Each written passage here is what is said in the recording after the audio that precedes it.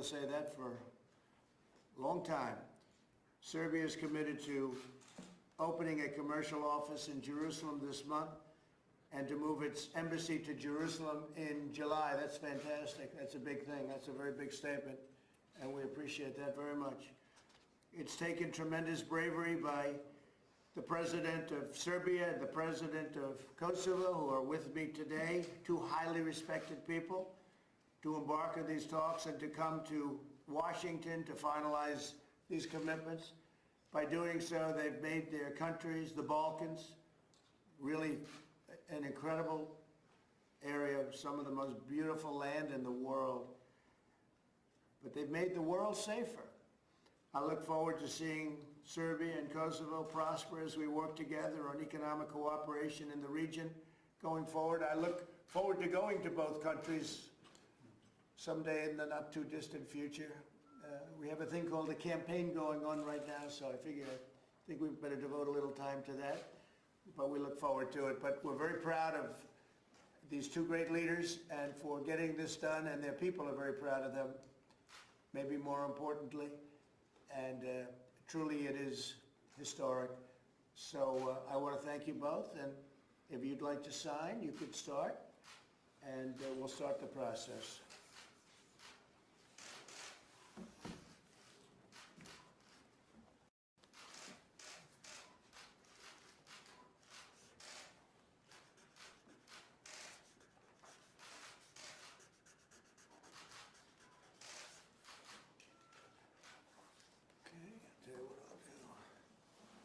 I'm going to give you this one. This is for you. And this is for you.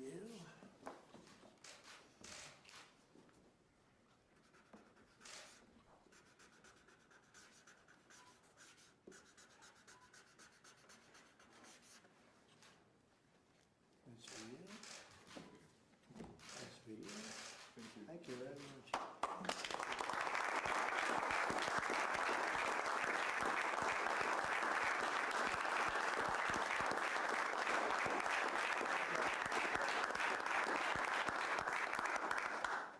Would anybody have any questions for these two great leaders? They are great leaders, too.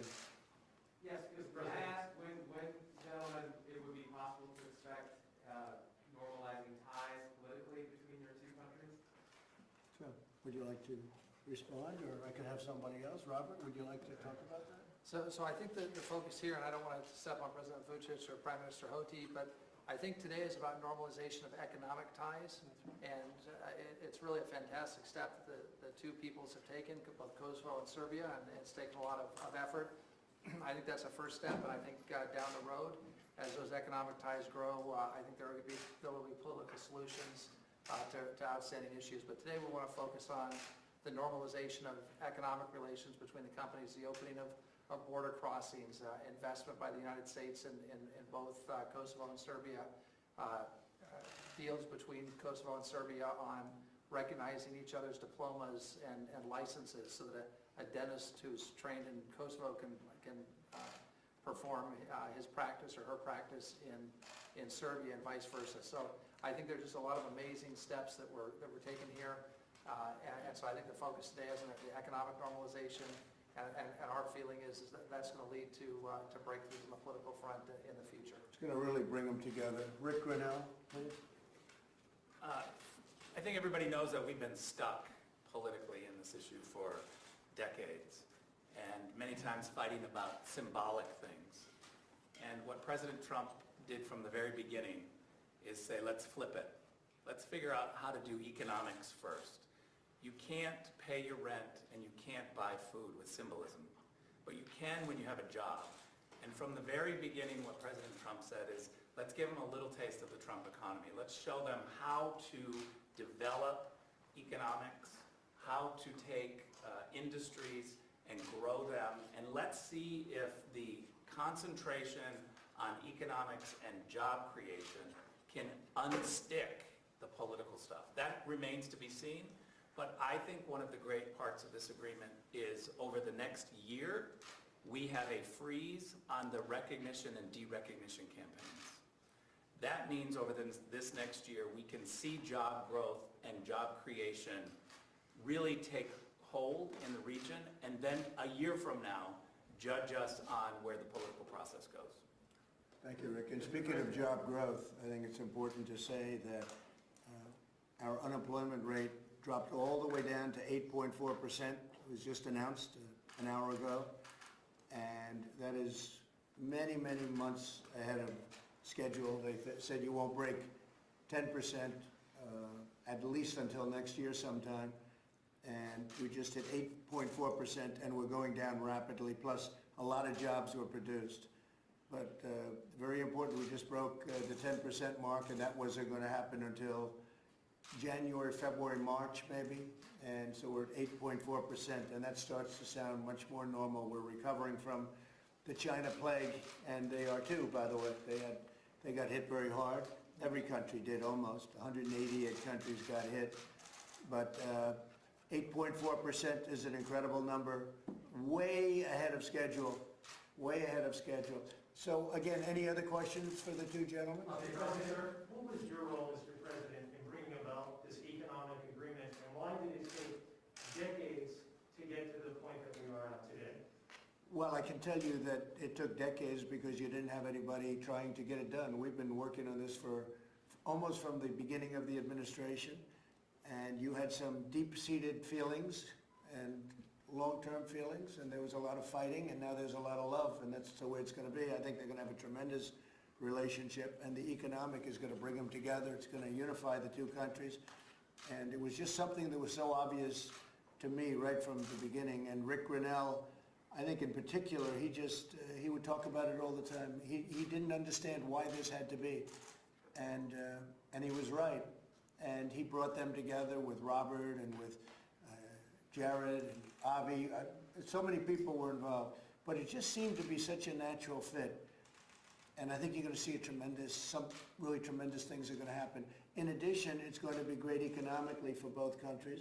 Plus, it also opens up the United States much more easily to both countries. We don't have to worry about these two sort of warring nations, fighting nations. And I think they're going to have a fantastic relationship. Economics can bring people together, and that's what's happening right here. But my people did a fantastic job. They really did a fantastic job. Any other questions for the, yes, please, I'd like you to say. If you allow me, I'm really honored and privileged to be here and representing Serbia here in Oval Office, and thank you, Mr. President, for doing a great job.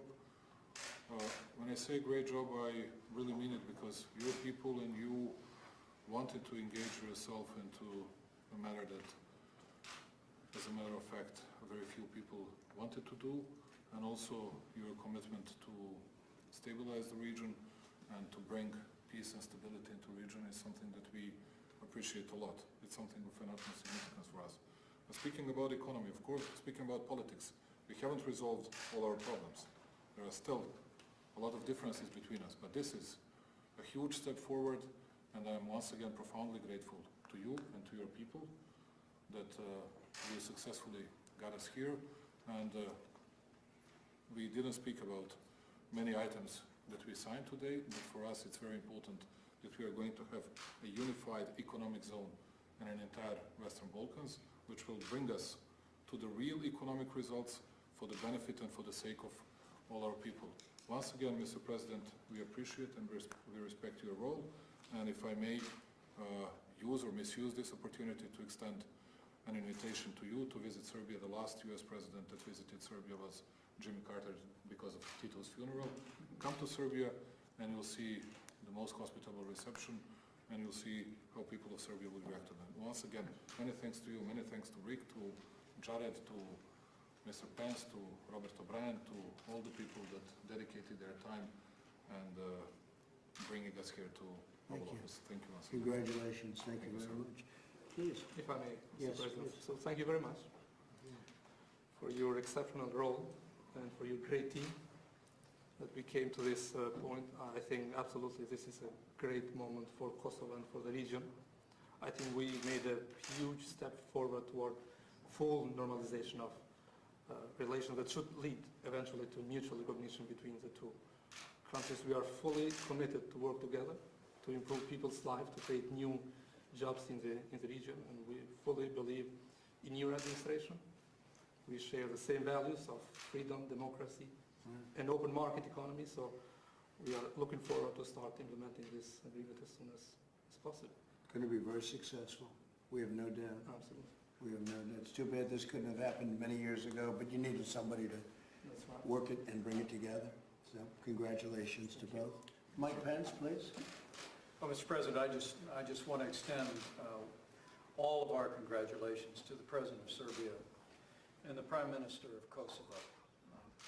Mr. President, you demonstrated again a commitment to peace. And today's agreement on economic cooperation, we believe, as the President and Prime Minister do, as you do, that this is an important step toward peace in the Balkans in the long term. But let me also say how much we appreciate and welcome the important steps that both of these countries are making, Mr. President, in the direction of recognizing Israel and moving embassies to Jerusalem, as you have done. The good book says, blessed are the peacemakers. And Mr. President, I think the American people, the people of Serbia, the people of Kosovo that are looking on know that there are three peacemakers here, and we've made an important step with this economic agreement toward lasting peace in the Balkans. I want to congratulate them, and I want to congratulate you, Mr. President, on your leadership that brought us to this historic day. Thank you, Mike, very much. I'd like to have a really great senator, Ron Johnson, Wisconsin, and you have a lot of people from Serbia and Kosovo living in your state, and you were a big part of it, so thank you, Ron, very much. Would you like to say something? Well, first of all, this is a really big deal. I could not be happier for everybody, particularly the people of Kosovo and Serbia. This was a brilliant strategy. Now, I've been involved. I've made multiple trips to both Kosovo and Serbia. And by the way, if you go, you will find what fantastic hosts the folks from Kosovo and Serbia are. But this has taken real political courage. This is not easy. As much as we can say, well, what's the big deal? This is a really big deal. But it really was the leadership shown by President Vučić, Prime Minister of Kosovo. The beauty of focusing on economics is that their people will see the benefit and they will be able to overcome and take the next step. This is a big day for, I think, stability in the Balkans as well. So again, I'm just glad to be here to see the culmination of this, and I just want to congratulate everybody involved, but in particular, I want to congratulate the people of Kosovo and Serbia. America is your friend, and we want nothing but the best for the people of Kosovo and Serbia. And you have a very good tennis player playing right now in the U.S. Open, right? The best in the world. By far the best in the world. Number one, officially. Djokovic. Yes. He's a And great many- player. Yes, and many NBA players. Yes, you Many do. NBA players, yes, yes. And very good players, as a matter of fact. They're all as tall as you are, Yup. even a little bit taller maybe. Yes. Well, we want to thank you both, and this has been really terrific. Would you have any other questions for the Prime Minister or the President? We want to ask you about the economy if we can a little bit. Yeah, sure. So on the economy today, obviously, there's 1.4 million jobs Right. that were added. At this pace, though, it'll still take a full year before all the jobs lost before the pandemic are regained. Is that good enough? I think what's happening is you're going to see tremendous growth in the very near future. We're rounding the curve. We're coming up with vaccines. I think the vaccines are going to be announced very soon. And I think you're going to see great companies announcing these vaccines. I spoke with Pfizer today. I speak with the different companies, Johnson & Johnson, as you know, doing really well. Moderna. We have tremendous talent, tremendous scientists, and they're really right there. And I think you're going to hear some very good news. And also, to me, maybe even better, I think when it comes to therapeutics, you're going to have some incredible news coming out very soon. I say therapeutics because that's you walk into the hospital, and whether it's a transfusion or a shot, people get better. That's something that I think right now is really incredible. The numbers are way down, as you know. Florida's doing very well. Arizona's been actually a little bit of a miracle how quickly it went down, because it went up and it went down very quickly. Two really great governors. Texas, great governor, same thing. California, the numbers are way down. So we're really starting to see those areas that popped up are really going down. the mortality rates, you look at the percentages, what's happening, and that's because of the convalescent plasma, it's because of the remdesivir, it's for a lot of different reasons, but we all, we do have therapeutics that are really having an impact, and you're looking at what's going on. I've seen numbers from 50 to 85% better, so that's really something. So we're very proud of the job we're doing, and I think in particular, not only the great companies, but the companies, every one of them has said to me, if this was a more typical kind of presidency, I'll be nice, if this was a more typical kind of president, getting these approvals would take 2 or 3 years, and they'll have them, I mean, as far as we're concerned, they're very close to announcing some very big news. So we're honored by that. And I've had a team, whether it's Vice President Mike Pence, head of the task force, and all of the people on the task force, and they've really done a great job. I don't think they've been recognized for the great job they've done. And last night I read out in Pennsylvania, Latrobe, the home of the great Arnold Palmer, but I read out some statistics on how we're doing compared to other parts of the world, and we're doing phenomenally well. And if you took New York, because New York was just, really, they made a lot of mistakes in New York. But if you took that out, the tremendous number of deaths in New York, if you took that out, our numbers are just about as good as anybody in the world. And even without that, without taking it out, you see the kind of numbers we have. So we've done a good job. We've done a great job in helping governors. I think every governor is very happy. Not everybody expresses it to the media, but they do at the task force meetings. We've had task force meetings where they're laying praise on us, and then they'll go out and talk to the press, and they won't be quite as generous, but that's okay. But for the most part, I think we've helped, in every case, we've helped every governor, and we've helped them a lot. And some of them we've made look very good, and some have done a really great job, and others haven't. But as a country, we have really done a terrific job, and I want to thank Vice President Pence, but I won't thank too much right now, because we like to get the job finished first. And the vaccines are going to come out soon, and the therapeutics are continuing, and that's why we're having the kind of numbers we have. And I'll be doing a news conference today at 5 o'clock, so I'll see you there, okay? Sir, do you need to apologize to service members and veterans? No, it was a fake story written by a magazine that was probably not going to be around much longer, but it was a totally fake story, and that was confirmed by many people who were actually there. It was a terrible thing that somebody could say the kind of things, and especially to me, because I've done more for the military than almost anybody else. You look at how the VA is doing, it's doing incredibly well. We got all sorts of things done, from accountability to veterans' choice to everything. And it's got right now, the highest approval rating that it's ever had, 91% approval rating. It's never been anywhere close to that. Nobody's done what I've done, and that includes salary increases, but it really includes the rebuilding of our military, because as you know, when I came here, our military was totally depleted, and we spent almost $2.5 trillion, much more than you spent on your military, I can tell you that, right? Slightly more. $2.5 trillion, all made in the USA, F-35s, brand new jets and rockets and missiles, and hope to God that we never have to use it, but our nuclear is now in extraordinary shape, including new weapons. I just hope we never have to use that, because that's a level of power that you don't even want to talk about, you don't even want to hear about it.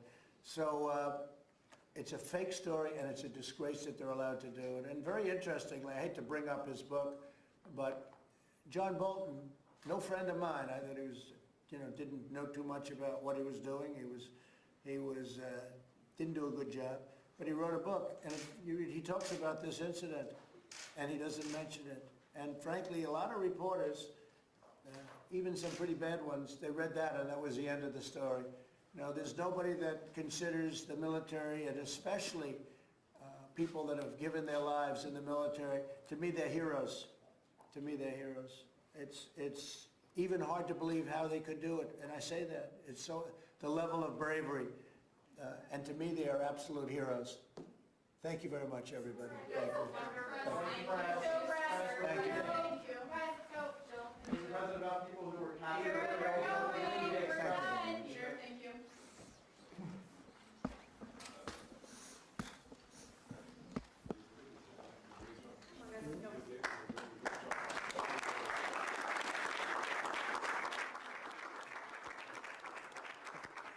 Excuse me.